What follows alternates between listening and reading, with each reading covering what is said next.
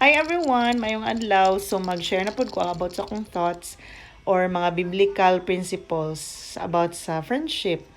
Necessary ba jud nga daghan ta og amiga or amigo? So para sa ako okay lang kaayo.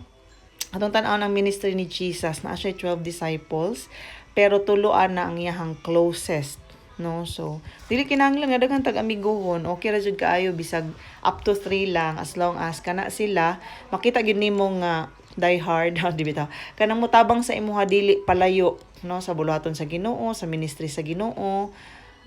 Sila ang mo push sa imuha nga mo trabaho ka more for the glory of God.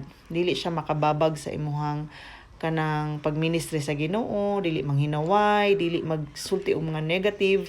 Kay magunsa man na akong daghanay kay ka og friends pero naghatag sila sa imuha og negative lang nga mga istorya nya. Makita nimo nga ilang actions, dili sila tinud-anay bitaw, so mga hypocrite, mga piki nga mga tao. And let us not forget nga natay pinaka-friend nga dili gyud siya nagpaabot lang siya sa ato, dili siya pareha sa tao nga dili mo pasaylo tapos mo backstab sa ato yung magsulti sa ato og mga negative. Si Jesus siya ang pinaka-friend sa tanang friend og mohatag siya sa ato og someone nga motabang sa ato paduol sa iyaha. So pilian na siya nga mga tao.